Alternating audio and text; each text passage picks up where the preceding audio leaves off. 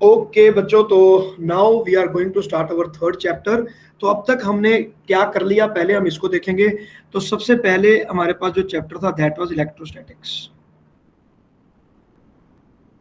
Now this is done.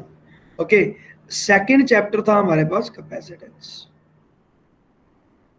Complete. Now third is current and electricity. तो अब देखते हैं, इलेक्ट्रोस्टैटिक में हमने पढ़ा इलेक्ट्रिक फील्ड, फिर हमने पढ़ा पोटेंशियल और पोटेंशियल ग्रेडियंट। चार्ज अगर कहीं एक पोजीशन से दूसरी पोजीशन पे जा रहा है, फ्लो कर रहा है, तो वो क्यों फ्लो कर रहा है। तो कैपेसिटर में हमने ये चीज पढ़ी कि अगर मेरे पास दो बॉडीज हैं, इन दोनों बॉडीज को जब मैं कनेक्ट करूंगा तो यहां से चार्ज फ्लो करेगा, but why the charge will flow, because of the potential difference between these two bodies. तो चार्ज यहाँ पर फ्लो करेगा, तो पोटेंशियल डिफरेंस के कारण यहाँ पर हमारे पास चार्ज फ्लो करता है। ये भी हमने देख लिया, ठीक है। इलेक्ट्रोस्टैटिक्स ये सब हो गया। तो अब हम करने वाले हैं करंट एंड इलेक्ट्रिसिटी चैप्टर की तरफ जाएंगे। तो अब ये करंट एंड इलेक्ट्रिसिटी होता क्या है। तो सबसे पहली बात तो बेटा यहाँ पर ये है कि आपको इस पॉइंट पे ध्यान देना होगा कि करंट एंड इलेक्ट्रिसिटी में देयर आर टू पार्ट्स, ठीक है। The first part is current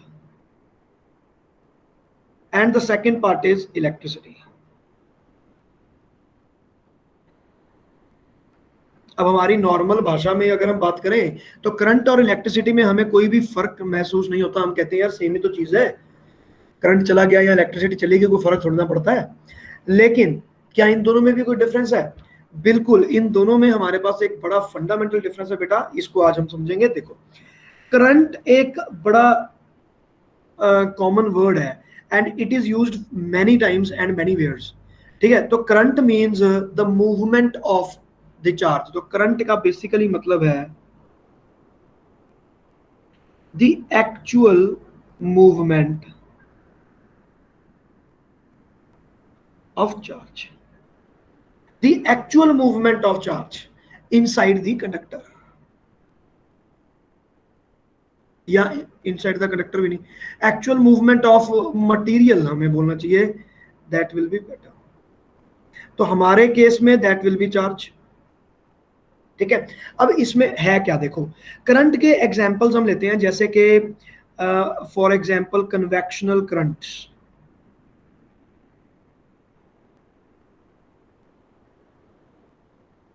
Now, what are convectional currents? Convectional current होते हैं, जैसे मेरे पास मान लो एक बर्तन है और इसके अंदर मैंने पानी भरा हुआ है, ठीक है, खूब सारा पानी भरा हुआ है यहाँ पे। अब जब मैं इस पानी को बॉईल करने लगूंगा, जैसे जब मैं यहाँ से बॉइलिंग पे डाल दूंगा इसको, ठीक है, सो व्हाट विल हैपन, यहाँ से मॉलिक्यूल्स उड़ के ऊपर की तरफ जाने लगेंगे, यहाँ पे गर्म हो जाएगा, ये गर्म होके ऊपर जाने लगेगा, और जो ऊपर वाले ठंडे मॉलिक्यूल है वो नीचे आने लगेंगे। So there will be some current share. तो इस तरह से यहाँ पर एक करंट बन जाएगी कि गर्म चीज ऊपर जाएगी, ठंडी चीज नीचे आएगी, करंट चीज ऊपर जाएगी, ठंडी चीज नीचे आएगी। तो these are called convectional currents, ठीक है। तो करंट का बेसिकली जब हम मतलब समझते हैं तो करंट का मतलब होता है कि actual movement of the material. जैसे कि इसका एक और एग्जांपल हो सकता है ओशियनिक करंट्स, ओशियनिक करंट्स, या फिर कन्वेक्शनल करंट्स है, जैसे हमारे एटमॉस्फेयर में, ज्योग्राफी में ये बहुत बार यूज होता है कि बड़ी गर्मी पड़ गई तो यहाँ से गर्म हवा जो है वो उड़ के ऊपर चला गया, और ऊपर से ठंडी हवा नीचे आने लगी, तो low pressure, high pressure and all those things जो हम ज्योग्राफी में पढ़ते हैं, दे ऑल आर करंट्स। तो करंट का मतलब होता है the movement, the actual movement of something, that is current. But electricity को हम जब डिफाइन करते हैं तो इट इज नॉट दिस। तो इलेक्ट्रिसिटी को डिफाइन करते तो हम बोलते हैं कि it is the rate of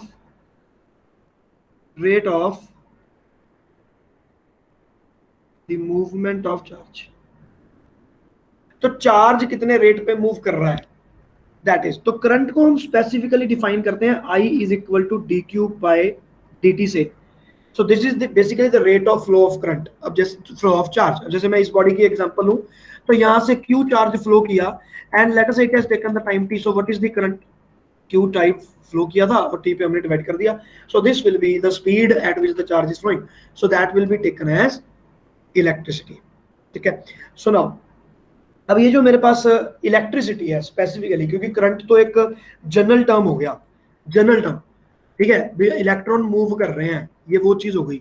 लेकिन हमारे पास इलेक्ट्रिसिटी एक स्पेशल मूवमेंट हुई, किसकी? चार्ज की मूवमेंट। तो electricity is a special kind of current. तो इलेक्ट्रिसिटी को अब हम देखते हैं, तो इसके एसआई यूनिट, और यहां पर देखेंगे तो SI units for the electricity is amperes, ampere, and it is one of the 7 fundamental quantities.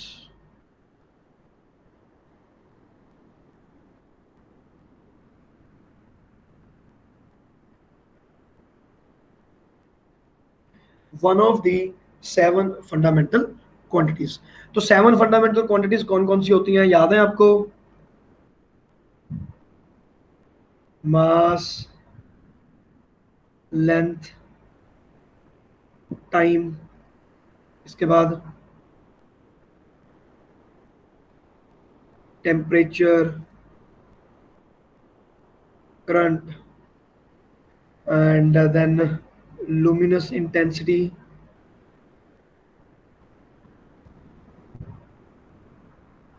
okay, and the 7th is amount of.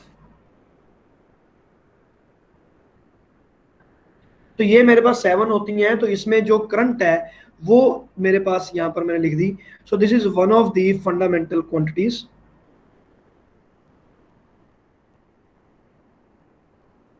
That we have. Now what are the units for this? वो कहते हैं कि ampere हमारा इसका unit होगा, और dimensions जब भी लिखेंगे हम तो लिखेंगे A1, इस तरह से आप इसकी डायमेंशन लिखोगे। So this is the fundamental quantity current. So now is it scalar और is it not? Point number 2, क्या इसकी कोई डायमेंशंस, ये डायरेक्शन होती है कि नहीं होती है? Is it a scalar quantity और a vector quantity? It's a scalar quantity, it is not a vector quantity, ठीक है। तो स्केलर, अब यहां पर बहुत इंपॉर्टेंट है, एज सच तो इलेक्ट्रिसिटी हैज अ डायरेक्शन, ठीक है, तो electricity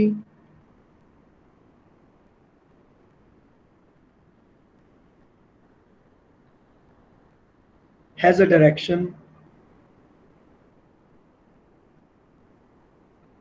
but it's not a vector.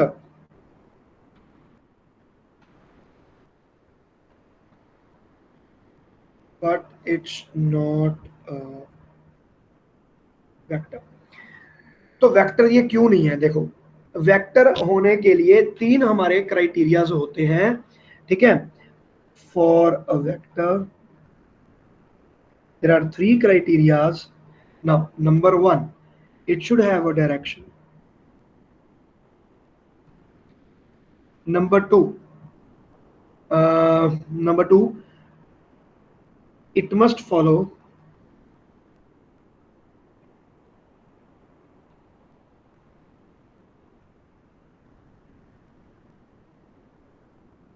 vector addition, and number 3, it is complementary करके लिखते हैं कि a vector plus b vector should be equal to b vector plus a vector. But anyways third condition की हमें requirement नहीं है। तो जो सेकंड कंडीशन है वो यहाँ पर फुलफिल नहीं होती हमारे इलेक्ट्रिसिटी के इसमें। तो लेट अस से देयर आर 3 वायर्स, एक ये वायर हो गई,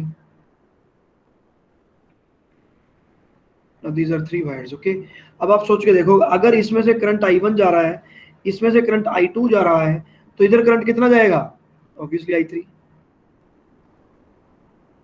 तो ये बिल्कुल स्केलर क्वांटिटीज की तरह आप इसको ऐड कर रहे हो, इसमें आपको कोई फर्क नहीं पड़ता कि इन 2 वायर्स का एंगल क्या है, हमें वो फर्क नहीं पड़ता कि वायर्स के अंदर एंगल कितना है, एंगल से हमें क्या लेना है भाई।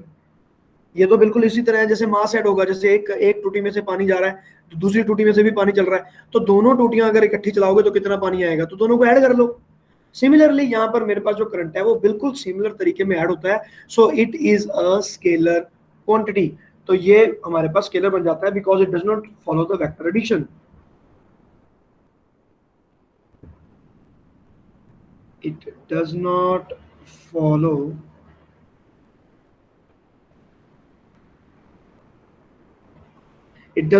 the vector addition। तो वेक्टर एडिशन इन्होंने फॉलो नहीं करना, इसलिए इनको हम स्केलर कहते हैं, ठीक है जी। चलो इसके आगे चलते हैं। अब ये तो हो गया हमारे पास इलेक्ट्रिसिटी। अब हम चलते हैं थोड़ा करंट के बारे में बात कर लेते हैं।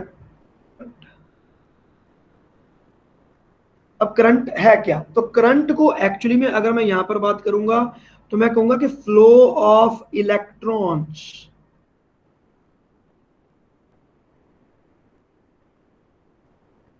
In the conductor, the flow of electron in the conductor is the current.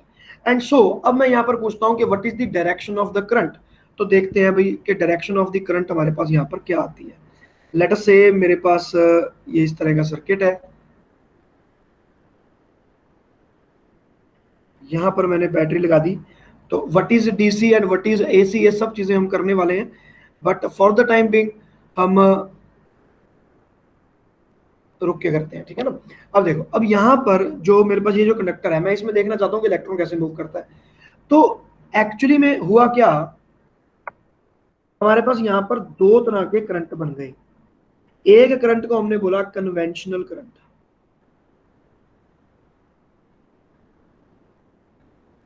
और दूसरे को हमने क्या बोल दिया, इलेक्ट्रॉनिक करंट।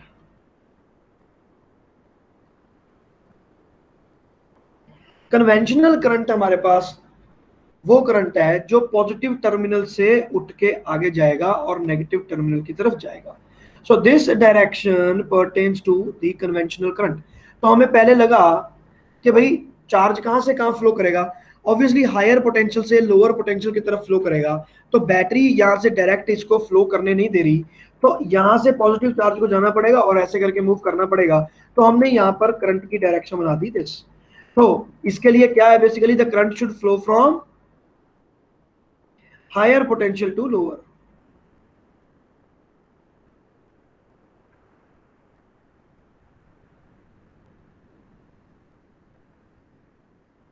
ओहो shit, 2 मिनट।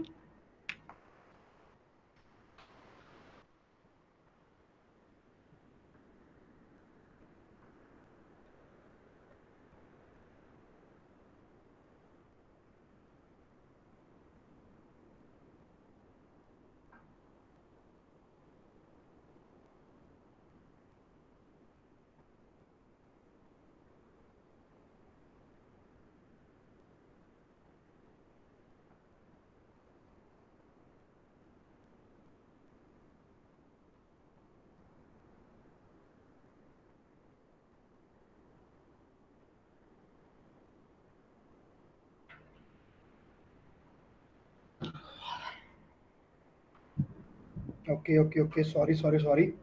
ओके ना, तो ये हमने सोच लिया कि भाई हायर पोटेंशियल से अगर हम लोअर पोटेंशियल की तरफ जाएंगे तो मेरे पास यहाँ पर करंट फ्लो होगा। But later on they found के पॉजिटिव चार्ज जो है वो तो वायर में फ्लो ही नहीं करता। हमारे पास यहाँ पर फ्लो क्या करता है, वहां यहाँ पर हमारे पास सिर्फ और सिर्फ नेगेटिव चार्ज फ्लो करता है। तो नेगेटिव चार्ज अगर फ्लो करता है तो नेगेटिव एंड से फ्लो करेगा and the electron will move like this. तो इलेक्ट्रॉन ऐसे मूव करते हैं,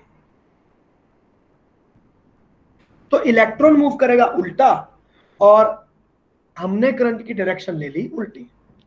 अब ये दोनों के दोनों एक दूसरे के अपोजिट हो गई, but later we found that electron is moving and the positive charge does not flow. तो फिर हमने कहा कि भाई अब सारा कुछ हम डेवलप कर चुके हैं, सारे फॉर्मुलेशन हो चुकी है, एवरीथिंग इज डन, ठीक है। और वरुण सर भी कितने सारे स्टूडेंट्स को पढ़ा चुके हैं, ठीक है। तो इसलिए अब डायरेक्शन को चेंज करना करंट की अच्छी बात नहीं है। हम ये मान के चलेंगे कि करंट की डायरेक्शन तो हमारी पॉजिटिव वाली ही है, इलेक्ट्रॉन वाली डायरेक्शन बस आप अपने दिमाग में डाल लो कि इलेक्ट्रॉन कैसे मूव करता है। तो we will not say that current is flowing in the opposite direction. तो करंट की डायरेक्शन तो हम आज भी पॉजिटिव टर्मिनल की तरफ ही हम चलेंगे and this is never going to change. But actually में electrons are moving in the opposite direction, ठीक है। ये हो गया आपके पास करंट के बारे में, ठीक है ना। So there are two kind of currents. चलो अब हम देखते हैं something about the generation of current. चलो जनरेशन ऑफ करंट मैं आपको बाद में करवाता हूं, इससे पहले हम करते हैं ईएमएफ एंड पोटेंशियल डिफरेंस।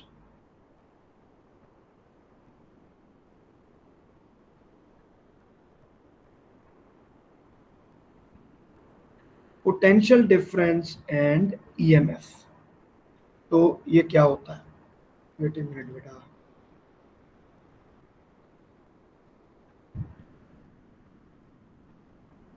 तो अब क्या होगा देखो, अब यहाँ पे हमारे पास देखो, अब हम चार्ज को फ्लो करना चाहते हैं, इसको हम बड़े ध्यान से समझेंगे बेटा। देखो, अब हमने कहा कि भाई जो चार्ज को हम फ्लो करवाना चाहते हैं, और चार्ज को हम फ्लो कैसे करवाएं, तो आपने कहा कि देखो जी, इलेक्ट्रोस्टैटिक में हमने पढ़ा था कि चार्ज फ्लो करेगा अगर पोटेंशियल डिफरेंस होगा, दो बॉडीज में अगर पोटेंशियल डिफरेंस है तो चार्ज विल फ्लो। तो बिल्कुल उसी तरह जैसे हम एक पहाड़ पर करते हैं कि मान लो मेरे पास एक पहाड़ है और पहाड़ से मैं पानी को नीचे लेकर जाना चाहता हूँ, पहाड़ के ऊपर पानी है तो वो हायर पोटेंशियल एनर्जी पे है, और अगर मैं उसको नीचे लेकर आऊंगा तो उसके नीचे फेंक दो, पानी नीचे आ जाएगा, तो पानी नीचे फ्लो करने लगेगा। लेकिन इसका मतलब यह है कि water will flow from higher potential to the lower potential. Okay, मैं पॉजिटिव चार्ज के पॉइंट ऑफ व्यू से बात करूंगा। लेकिन क्या इसको रेगुलेट भी किया जा सकता है? अब जैसे मान लो मैं उसको, पहाड़ मेरे पास हिल है, तो लेट अस से the slope of the hill is somewhat like this. तो मैं यहां से अगर मैं करूंगा, पानी फेंकूंगा तो पानी तो यहां से जाएगा ना नीचे। तो अगर मैं कहूं कि नहीं जी, यहां पर मेरे पास बहुत सारा पानी इकट्ठा हो रखा है लेकिन किसी का घर यहां पे है, तो मैं चाहता हूं कि पानी यहां पर पहुंचे। अब यहां पर कैसे पहुंचेगा? तो हमने क्या किया, हमने यहां से पाइपिंग डाल दी, ऐसे करके पाइप। अगर मैं यहां से एक पाइप डाल देता हूं तो यहां से पानी डलेगा तो भाई वो आपके घर तक पहुंच जाएगा पानी।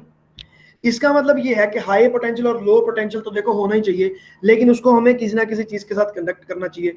तो इसका मतलब ये हो गया कि मेरे पास एक तो होनी चाहिए वायर जिसमें से इलेक्ट्रिक चार्ज फ्लो करेगा, दूसरी चीज उन दोनों के एंड में हमारे पास पोटेंशियल डिफरेंस भी क्रिएट होना चाहिए। तो अगर पोटेंशियल डिफरेंस क्रिएट हो गया तो आपके पास करंट फ्लो हो जाएगा। तो अब देखते हैं आगे। अब देखो, so what is the difference between the potential difference and EMF? what is this EMF? देखते हैं। तो यहां पर हम लिखते हैं पोटेंशियल डिफरेंस,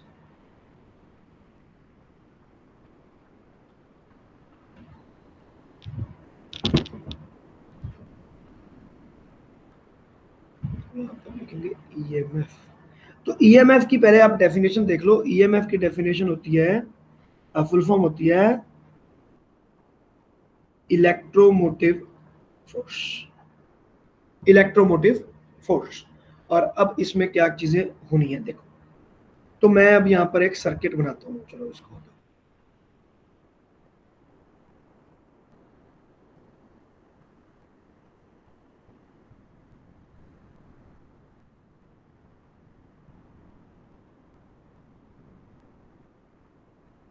इसको बोलते हैं EMF,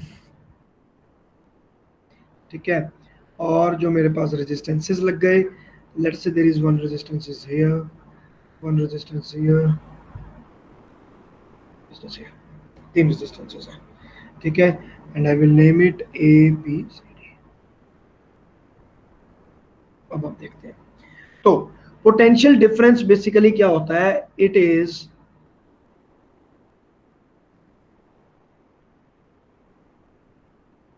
the difference of potential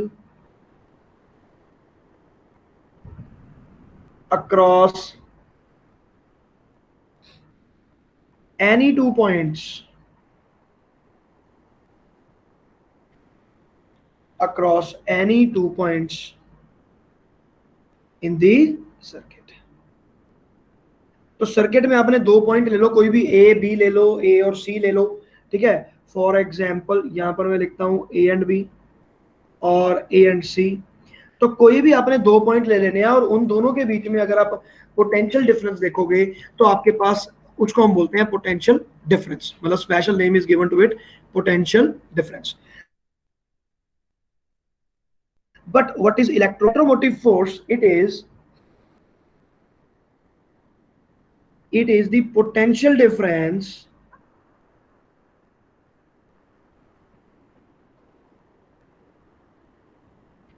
between the two ends of the battery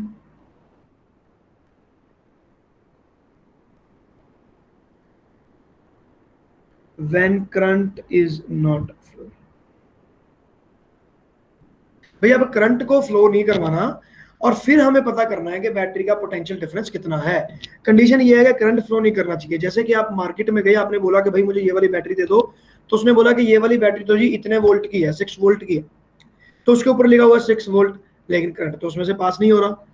तो 6 वोल्ट का क्या मतलब है कि भाई ये दोनों में अभी पोटेंशियल डिफरेंस 6 का है, लेकिन जब यहां से करंट फ्लो करेगा तो शायद ये उतना पोटेंशियल डिफरेंस नहीं देगा, ठीक है ना। तो शायद क्या, पक्के तौर पे ही it will not give the same potential difference, तो दैट इज ईएमएफ। तो ये ईएमएफ है, तो इसको मैं बोल सकता हूं कि EMF is basically the potential difference between V A and D. तो इसके ए पॉइंट और डी पॉइंट के बीच में कोई और एलिमेंट तो है नहीं, सिर्फ एक बैटरी लगी हुई है और तो कुछ है नहीं। तो इन दोनों पॉइंट्स में अगर मैं पोटेंशियल डिफरेंस देखूंगा, तो अगर करंट फ्लो नहीं कर रहा तो that will be called EMF. तो इसको मैं ईएमएफ बोलने वाला हूं, ठीक है। तो ये हो गया आपके पास EMF V A minus V D. और यहां पर आप किसी भी दो पॉइंट्स की बात कर सकते हो, तो it can be VC minus V A, it can be VB minus V A, जैसे भी। नंबर 2, तो इलेक्ट्रोमोटिव फोर्स। अब इनकी मैं प्रॉपर डेफिनेशन आपको बताता हूं कि प्रॉपर डेफिनेशन क्या है। तो यहां पर हम बोलेंगे दी वर्क डन, जैसे हमने पोटेंशियल की पहले डेफिनेशन करते हैं, work done in taking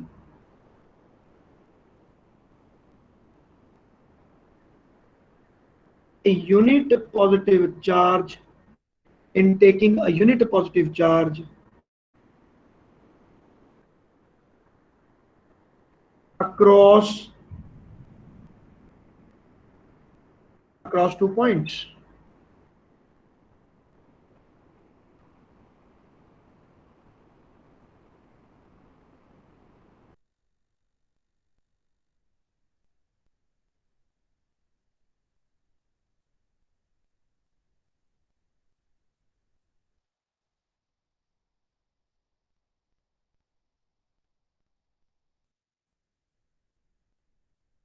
Will be the work done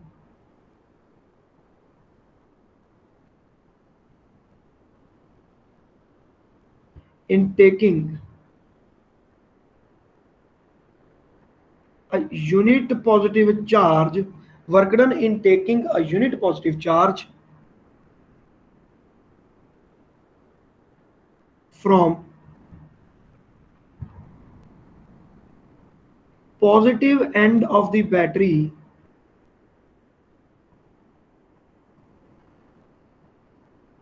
to the negative end,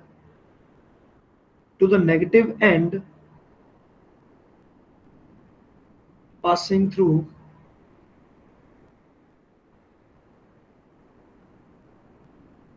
the। तो भाई सर्किट को पूरा पास करते हुए ए से हम निकलेंगे, ए से निकलते हुए अगर मैं यहां तक पहुंच जाऊं, मतलब बैटरी से स्टार्ट हुआ हमारा, ठीक है, कोई पॉजिटिव चार्ज, तो पॉजिटिव चार्ज यहां से निकला और पूरे का पूरा घूम के वापस यहाँ पे आ गया, तो जो total work done in that will be equal to the EMF, ठीक है। तो यहां पर आप ये भी चीज लिख सकते हो कि EMF is actually equal to the sum total of the total potential difference, summation of the delta V. तो डेल्टा वी का समेशन है, मतलब ए बी के अक्रॉस जो पोटेंशियल ड्रॉप हुआ, फिर बी सी के अक्रॉस जो हुआ, जो सी डी के अक्रॉस हुआ, इन दोनों को सबको टोटल करोगे तो वो ईएमएफ के बराबर आएगा। And what do we call it, potential drop. इसको हम पोटेंशियल ड्रॉप कहते हैं। जैसे जैसे हमारे पास चलता रहेगा पोटेंशियल ड्रॉप होता रहेगा। देखो आप यहाँ पर मेरे पास पॉजिटिव टर्मिनल पे पोटेंशियल है वी और नेगेटिव टर्मिनल पे पोटेंशियल है 0। Obviously potential is dropping from positive to negative, तो पॉजिटिव टू नेगेटिव जाएगा तो ये आपका पोटेंशियल रिड्यूस होते जाएगा। सो दैट इज व्हाई जो इस रेजिस्टेंस के अक्रॉस पोटेंशियल डिफरेंस आएगा that is also known as potential drop. यहां पर हम लिख देते हैं the potential difference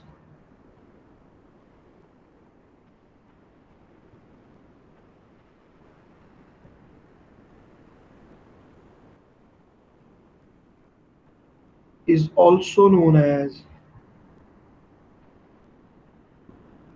potential drop. तो आप बड़ी बार आके आपको मिलेगा जब हम बात करेंगे कि इस रेजिस्टेंस के अक्रॉस पोटेंशियल ड्रॉप कितना है, इस रेजिस्टेंस के अक्रॉस पोटेंशियल ड्रॉप कितना है, तो उसका मतलब है कि दोनों का पोटेंशियल डिफरेंस कितना है। ड्रॉप इसलिए क्योंकि बी पॉइंट पे ज्यादा होगा और सी पॉइंट पे कम होगा, तो ड्रॉप ही तो हो गया, लाइक दैट, ठीक है। सो this is the potential difference and EMF, ये दोनों चीजें हमारे पास आ गई। तो इलेक्ट्रोमोटिव फोर्स जो है, ये भी बड़ी बार क्वेश्चन आता है कि electromotive force is a misnomer. Yes, definitely it is a misnomer. क्यों? क्योंकि ये it is not a force. Basically इसके यूनिट क्या होंगे इलेक्ट्रोमैग्नेटिक फोर्स के, इलेक्ट्रोमोटिव फोर्स के? वोल्ट। लेकिन ये कोई फोर्स तो है नहीं, तो न्यूटन नहीं है। लेकिन पुराने जमाने में जब बात की तो हमने बोला कि भाई जब ये बैटरी लगाएंगे तभी तो आपके चार्ज को फोर्स लगेगी, तो that is why it was given a name electromotive force. तो ये है डिफरेंस आपका बेटा ईएमएफ में और आपके यहाँ पे पोटेंशियल डिफरेंस के अंदर। ठीक है जी, चलो अब चलते हैं इसके आगे। These are the main differences. इसके बाद तो बुक्स में अगर आप देखोगे तो बहुत सारे डिफरेंसेस लिखे होते हैं, कभी कुछ कभी कुछ। मेन डिफरेंसेस आपके पास यही है। चलो अब चलते हैं हम इसके आगे। अब चलते हैं, बात करते हैं थोड़ा इलेक्ट्रिसिटी के बारे में। इलेक्ट्रिसिटी जनरेशन,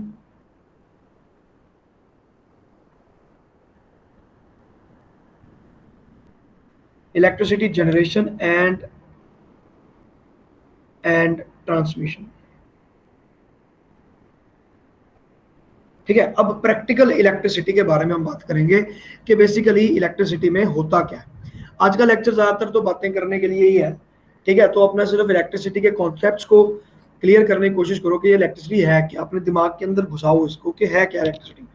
तो बेटा सबसे पहले इलेक्ट्रिसिटी है क्या। अच्छा, इससे पहले हम ना करंट कर लेते हैं, टाइप्स ऑफ करंट कर लेते हैं पहले, एसी और डीसी वाला।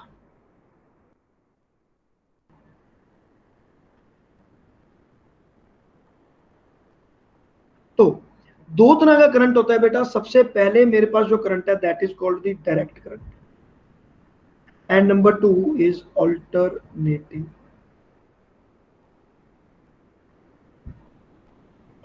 करंट। ठीक है जी, अब देखो डायरेक्ट करंट हमारे पास क्या आएगा, है the current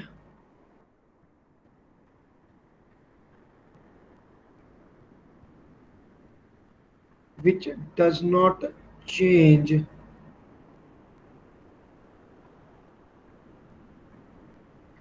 the direction of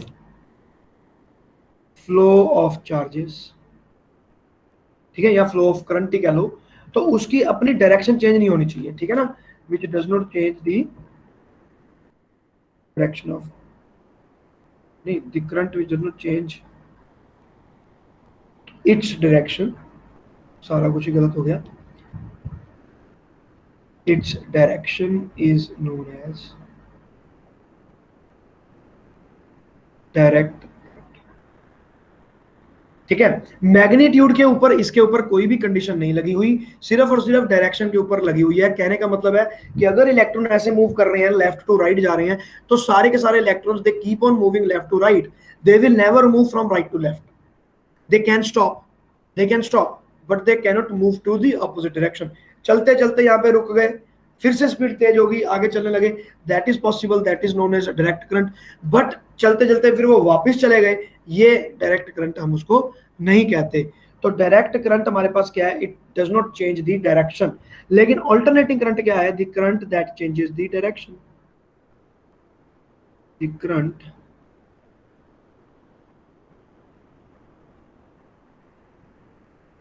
which changes direction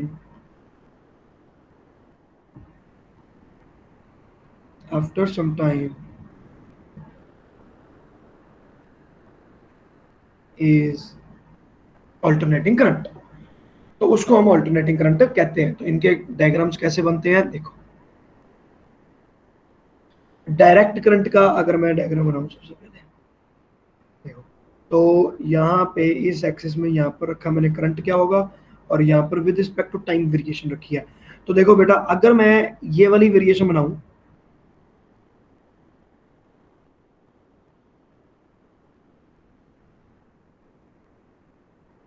तो ये कौन सा हो गया,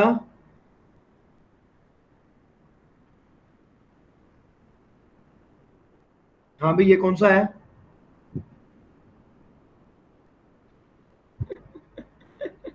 कौन सा करंट है ये, ऑल्टरनेटिंग करंट, ऑल्टरनेटिंग।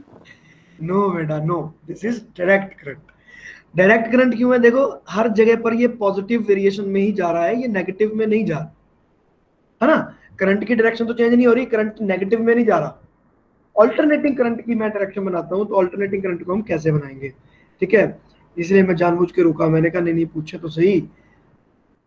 चलो एनीवेज, बट अच्छी बात है कि तुमने ट्राई तो किया। चलो अब देखो, अब ये अगर मैंने बनाया तो यहाँ पर मेरे पास करंट हो गया पॉजिटिव आई और यहाँ पर हो गया नेगेटिव आई, तो करंट की डायरेक्शन चेंज होगी।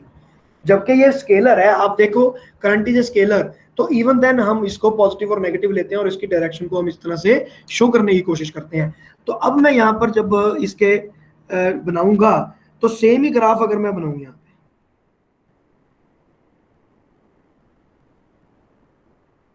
Now what is the change, now the change is कि यहाँ पर अगर ये पॉजिटिव डायरेक्शन में है तो यहाँ पर नेगेटिव है, यहाँ पर पॉजिटिव है, यहाँ पर नेगेटिव है।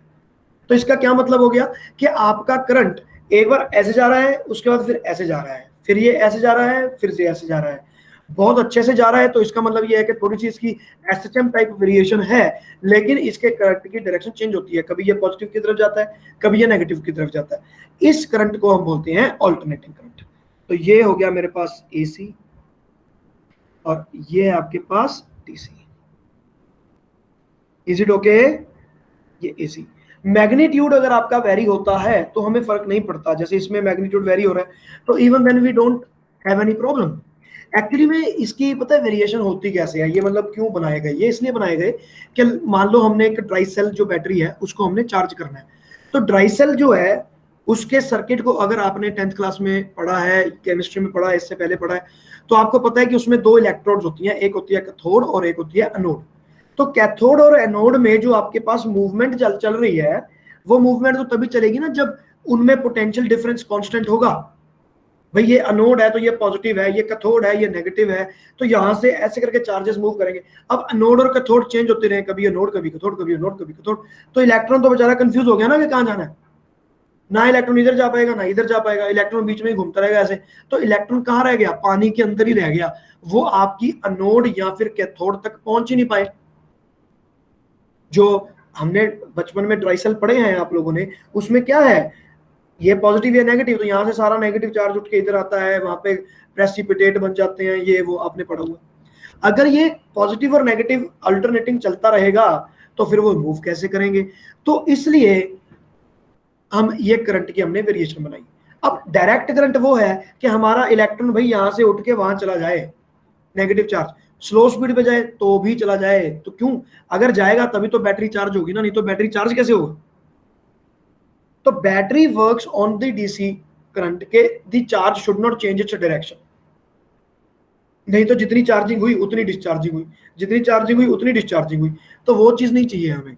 इसलिए हम ये सारे का सारा पॉजिटिव उसमें रखते हैं कि हमारे पास सारे का सारा करंट हमारा पॉजिटिव में जाना चाहिए, ठीक है। तो ये आगे आपके पास सारा पॉजिटिव, और यहाँ पर आपके पास क्या आ जाता है, कभी पॉजिटिव कभी नेगेटिव, कभी पॉजिटिव कभी negative.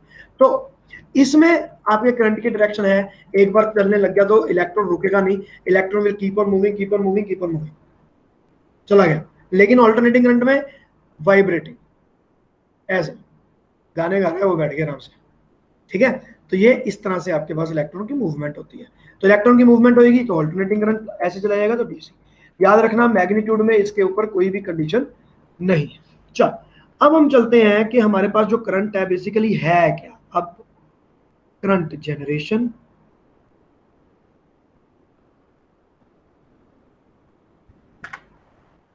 Current generation and transmission, अब हम इसको समझेंगे। अब देखो, अब एक्चुअली में ये बनता कहाँ से है, कैसे बनता है, इस चीज के बारे में हम बात करेंगे। अब मान लो जी कि यहाँ पर एक छोटी, एक हमारे पास ना बड़ी सी वाटरफॉल है, अरे वाटरफॉल तो उल्टा बन गया,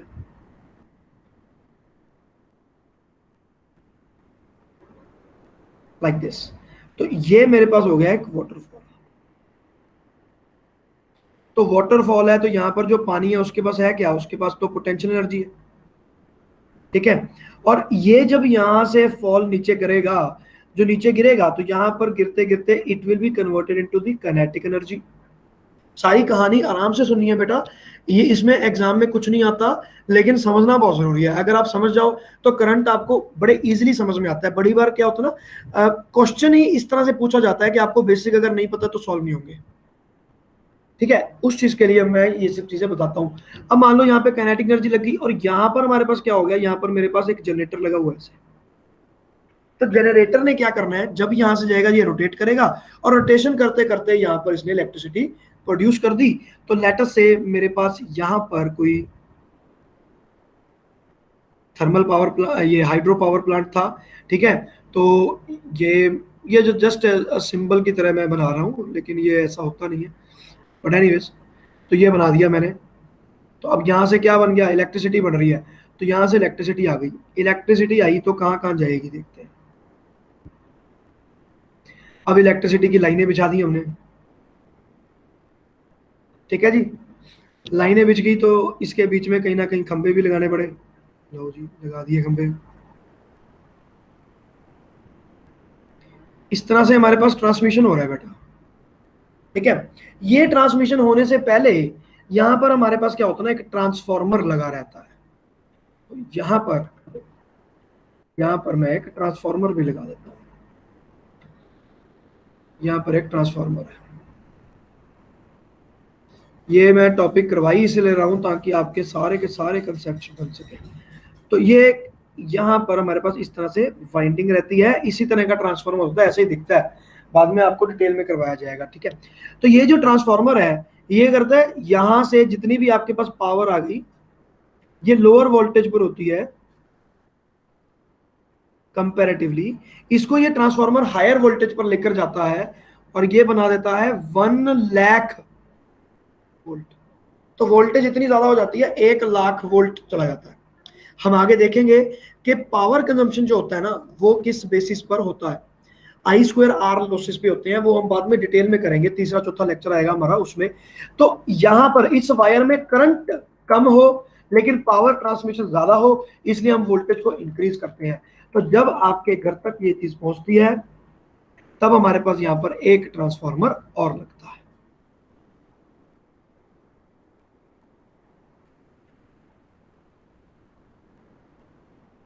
अब ये है ट्रांसफार्मर जो आपके घर के पास लगा हुआ है। ठीक है, अब ये ट्रांसफार्मर क्या करता है, जो ये 1,00,000 वोल्टेज आपने दी इसको रिड्यूस करता है और रिड्यूस करके ये लेकर जाता है 220 वोल्ट पे। तो this is known as step down transformer and this is known as step up transformer. Later we are going to do it in complete details कि व्हाट आर दीज थिंग्स। आपके सारा कुछ आपके सिलेबस में है। 12th की physics के बाद तो आप मतलब इंजीनियर बन जाते हो, इतना हो जाता है। ठीक है, तो इंजीनियरिंग कॉलेज में जाके कहीं पढ़ना नहीं ना होता, इसलिए। चलो, तो ये आ गया आपके पास स्टेप अप ट्रांसफार्मर और ये आ गया आपके पास स्टेप डाउन ट्रांसफार्मर। ठीक है, तो स्टेप डाउन ने क्या किया, 1,00,000 से आप 220 पे पहुंच गए, उसके बाद ये आपके घर में चले गए और this was fed to your home. अब आप ये मत कहना कि सर आपने मेरा घर तो झोपड़ी जैसा बना दिया, लेकिन चलो इंडिया में घर ऐसे बनाएंगे। ठीक है, तो लेकिन इसमें भी इलेक्ट्रिसिटी कनेक्शन है, इसलिए आप डोंट वरी, बल्लब बुल्लब जगता है यहाँ पे। ठीक है, तो इसके अंदर जब आप 220 वोल्ट पर अपने अप्लायंसेस चला रहे हो, अब यहाँ पर भी पॉइंट टू बी नोटेड है इसके, जब मैं एक चार्जर लगाता हूँ मेरे मोबाइल का या फिर मेरे लैपटॉप का चार्जर लगाता हूँ, तो ये जो चार्जर होते हैं ये क्या होते हैं, why do you want to use these adapters. इनके अलावा आप डायरेक्ट क्यों नहीं तार लगा देते, we can't do that, you know why, क्योंकि ये भी हमारे पास फर्दर स्टेप डाउन होती है। जो 220 वोल्टेज आपके पास यहाँ पर घर में पहुंची, every appliance is not working on 220, इनको आपको रिड्यूस करना पड़ता है। जैसे कि हमारा mobile phone, it gets charge at 6 volt. तो आपका जो चार्जर है ना मोबाइल का, वो स्पेशल क्यों बनाया जाता है, क्योंकि जब उसको आप 220 पावर सप्लाई पे लगाओगे तो वो वोल्टेज आउटपुट देगा 6 वोल्ट की, और 6 वोल्ट की जो वोल्टेज आउटपुट है उससे आप अपने मोबाइल को चार्ज कर पाओगे। मोबाइल के सर्किट बहुत सेमीकंडक्टर वाले बहुत पतले सर्किट हैं, अगर ज्यादा वोल्टेज लगी तो जल जाएंगे, इसलिए हम क्या करेंगे, इसको इस तरह से लगाएंगे। तो यहां पर जो मेरे पास जो मैं चार्जर और अडेप्टर का एग्जांपल ले रहा हूं, they are even step down transformers, तो वो भी स्टेप डाउन ट्रांसफार्मर का काम करते हैं, वोल्टेज को और रिड्यूस करते हैं। तो ये तो हो गया हमारे पास फर्स्ट ऑफ ऑल जनरेशन, कि जनरेशन हमारे पास कैसे हो रही है, ठीक है, और यहाँ पर हम कैसे पहुंच रहे हैं। अब ये सारी की सारी कहानी मैं आपको कैपेसिटेंस में भी बता सकता था, लेकिन मैंने तब नहीं बताया। अब आप सोच के देखो कॉन्सेप्ट कहाँ पे आता है। अब देखो, अब मान लो कि आप तो घर पे हो ही नहीं, अब आप घर पे हो नहीं, आपने घर को लगाया ताला, ऊपर से मीटर से की आपने बिजली बंद, और आप 6 महीने की छुट्टी पे चले गए। अगर आपने ऐसा किया तो आपका बिजली का बिल कितना आएगा? 0, ऑब्वियसली। जब आपने यूज ही नहीं किया तो मैं कहूंगा कि सर मैंने इलेक्ट्रिसिटी यूज ही नहीं की, 0। लेकिन आपने यूज नहीं की, आपके दरवाजे तक तो आई। अब आप सोच के देखो भाई, आप 6 महीने के लिए गए। हाँ भाई, everybody listening, Charu is listening, okay. तो यहां से जब पानी गिरा, ठीक है, तो आप 6 महीने के लिए यहां पर थे नहीं इलेक्ट्रिसिटी को यूज करने के लिए, लेकिन 6 महीने से नहर तो चल रही है ना, नहर तो चल रही है ना 6 महीने से। 6 महीने से वहां पे लगातार पानी भी गिर रहा है, और 6 महीने से लगातार यहाँ पर आपका जनरेटर भी चल रहा है।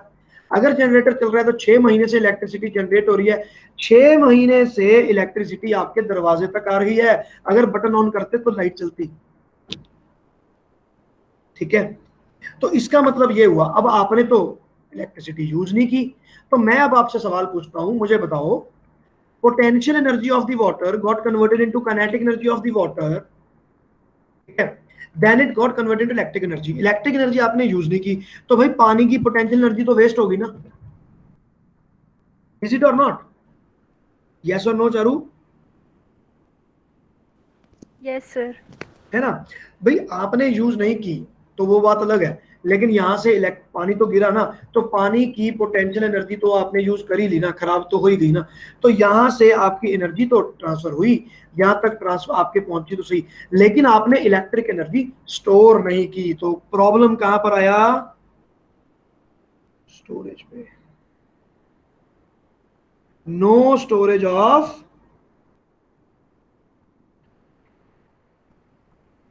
भाई आपकी पावर है यार, आपकी एनर्जी है सारी वेस्ट हो गई, एनर्जी वेस्ट हो रही है, और एनर्जी के तो आप पैसे चार्ज करी जा रहे हो मेरे से, और सारी एनर्जी आप वैसे ही वेस्ट करी जा रहे हो, फिर फायदा क्या?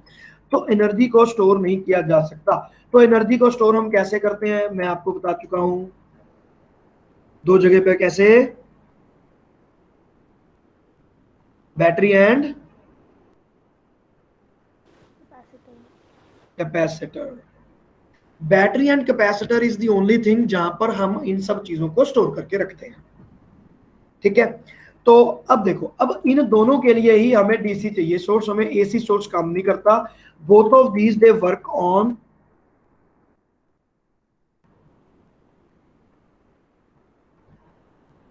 डीसी, मतलब they store energy on DC. Capacitor जो है आपके पंखे में पड़ता है तो अल्टरनेटिंग करंट पे भी वर्क करता है, लेकिन they are not now storing the energy, they store energy only in DC circuit. तो डीसी सर्किट में स्टोर करते हैं। तो यहां से आप देख सकते हो कि बैटरी और कैपेसिटर्स आपके लिए कितने ज्यादा इंपॉर्टेंट हैं, बिकॉज एनर्जी जो हमारे लिए इतनी मूल्यवान है वो हम स्टोर ही नहीं कर रहे।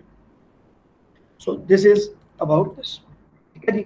तो यहां तक तो हो गया। अब इसके बाद हम चलते हैं, इलेक्ट्रिसिटी के यूनिट पे। सो that will be the last part for today, the unit of electricity.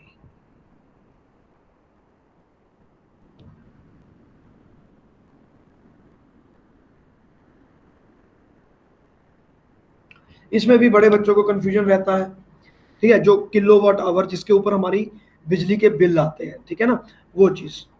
तो बिजली के बिल हमारे पास कैसे बनते हैं, अब हम ये देखते हैं। तो यहां पर जो इलेक्ट्रिक यूनिट है 1 यूनिट, ये electricity actually it is equal to 1 kilowatt hour, it is equal to 1 kilowatt hour. जब मैं बोलता हूँ ना कि 5 यूनिट खराब हो गए मेरे, इतनी यूनिट इलेक्ट्रिसिटी खराब हो गई, तो वो यूनिट क्या है? वो यूनिट है 1 किलोवाट आवर। सबसे पहली चीज जो ये यूनिट है, दैट जो किलोवाट आवर यूनिट है, this unit is the unit of energy और power? Energy. Unit of energy. आपने जितनी एनर्जी ली उस पर पैसा कटेगा, पावर तो आपकी पर सेकंड के बेसिस पे होती है, उस पर थोड़ी ना कटेगा। टोटल एनर्जी आपने कितनी यूज की उस बात पे ये चीज कटेगी। सो this is unit of energy. तो ये हो गया आपके पास 1 किलोवाट आवर, ठीक है, यूनिट जो है। अब देखते हैं इसके आगे। अब इसका मतलब क्या है? इसका मतलब होता है कि when I operate an electric appliance of power rating 1 kilowatt, 1 kilowatt power वो खाता है अगर हम उसको चलाने शुरू कर दिया तो। इसको अगर मैं 1 घंटे के लिए यूज करूं तो मेरे पास 1 यूनिट खराब होता है, ठीक है ना। अब देखो, अब यहाँ पर बड़ी, ये जो यूनिट है ना, बड़े टेढ़े यूनिट होते हैं, इनको इस तरह से बनाया जाता है, ठीक है ना। अब मान लो मेरे पास 10 किलोवाट आवर है, तो इसका क्या मतलब हो जाएगा कि 10 किलोवाट का जो आपका अप्लायंस है उसको 1 ही घंटे में चला लो, या फिर 1 किलोवाट वाली जो आपकी प्रेस है उसको आप 10 घंटे चला लो। तो आपका जो यूनिट खराब हो रहा है वो सेम है। ये मल्टीप्लिकेटिव यूनिट होता है बेटा, इसको आपने ध्यान रखना है। किलोवाट आवर ये हमने अपनी मर्जी से बनाया यूनिट, प्रैक्टिकल यूनिट है, एक तरह से धक्के से बनाया वो यूनिट है। तो इसमें क्या कर दिया हमने, ये इस तरह से बनाया। And it will be equal to कि अगर मेरे पास 5 किलोवाट है तो वो कितने घंटे चलेगा, 2 घंटे। तो 5 किलोवाट की अगर आप कोई अप्लायंस लेकर आए तो उसको 2 घंटे चलाओगे तो आपके 10 यूनिट फूक जाएंगे। और यहाँ पर आप ये जो चीज है इससे हमें पता चलेगा भी कितने यूनिट है।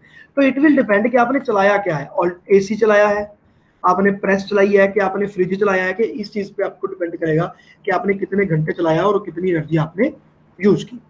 Now why it is done like this, अब देखते हैं। अब मान लो कि मैं 1 किलोवाट आवर को चलाता हूं 1 घंटे के लिए, so how much is the energy that I have used. तो 1 किलोवाट, तो किलो इतना हो गया जाउल और इतना हो गया सेकंड, मल्टीप्लाई बाय 1 आवर, तो 1 आवर में कितने सेकंड होते हैं, 3600 सेकंड। सेकंड सेकंड कट गया, तो you can see that it comes out to be equal to 3.6 into 3 into 10 power 6 joules, मतलब 1 2 3 4 5, ये 1 यूनिट है। तो अब यहाँ पर हम पर एक प्रैक्टिकल लिमिट लग जाती है कि भाई आपके घर का तो पता ही नहीं कितने यूनिट बिल आएगा, तो इतने यूनिट में अब मैं इसको मल्टीप्लाई करूंगा। मान लो अगर 700 यूनिट अगर आप आपके घर में यूज कर लिए, तो 700 यूनिट उसको अगर मैं जाउल में कन्वर्ट करूंगा तो इतने नंबर से मल्टीप्लाई करना पड़ेगा, तो वो तो इतना बड़ा मेरा डिजिट हो जाएगा, तो उसकी तो मैं कैलकुलेशन ही करता मर जाऊंगा। बंदे को मैं समझाऊंगा कैसे कि कितना यूनिट है भाई आपका, आम जनता समझेगी नहीं जॉल्स में। तो इसको हमें एक बड़े यूनिट में कन्वर्ट करना पड़ा, that is why we have converted it into 1 kilowatt hour. और इसका सीधा सीधा मतलब यह है कि it is the energy consumed by electric appliance, energy consumed by appliance of 1 kilowatt rating in 1 hour। 1 घंटे के लिए 1 किलोवाट वाली जो प्रेस है अगर आपने उसको चलाकर छोड़ दिया तो आपका 1 यूनिट खत्म हो जाएगा। पंजाब में रहते हो तो 10 रुपए बिल आएगा, दिल्ली में रहते हो तो 3 रुपए बिल आएगा। ओके, तो ये होते हैं इनके रेट्स। तो रेट कैसे आपका यूज होता है, अभी जैसे रेट मान लो 5 रुपीज है, 5 रुपीज पर यूनिट, ठीक है। तो ऐसे बड़े सारे हमारे पास क्वेश्चंस आते हैं। जैसे अब मैं आपको बता दूं कि मेरे एक घर है जी, उस घर में एक बल्ब लगा हुआ है, एक पंखा लगा हुआ है, एक ये लगा हुआ है, ये इतने घंटे के लिए चलता है दिन में, ये इतने घंटे के लिए चलता है दिन में। 1 महीने के बाद बताओ मेरा इलेक्ट्रिसिटी बिल कितना आया, अगर यूनिट 5 रुपए का यूनिट है। तो वो आपको फाइंड करना पड़ेगा कि पहले तो हर चीज को देखना पड़ेगा कि बल्ब इतने किलोवाट का था, इतने घंटे चला, फैन इतने किलोवाट का था, इतने घंटे चला, फ्रिज इतने घंटे का था। ओके, वो सारे यूनिट को फाइंड करके मल्टीप्लाई बाय 5 करके आपके पास टोटल पावर कंज्यूम्ड आएगा और टोटल बिल आ जाएगा। बेटा जी समझ में आ गया मैं क्या कहना चाहता हूँ? Yes sir. तो 1 किलोवाट आवर जो है इसको बच्चे बहुत कंफ्यूज करते हैं, आपने कंफ्यूज नहीं करना, ठीक है ना। कॉन्सेप्चुअल चीज है, बड़े टीचर्स हैं जो इसको स्किप कर देते हैं, और इसीलिए बच्चा समझ नहीं पाता कि यार ये किलोवाट आवर है क्या। Kilowatt is the unit of energy, kilowatt hour sorry power, kilowatt hour is the unit of. लो जी बेटा जी, तो यहां तक हमारा हो गया।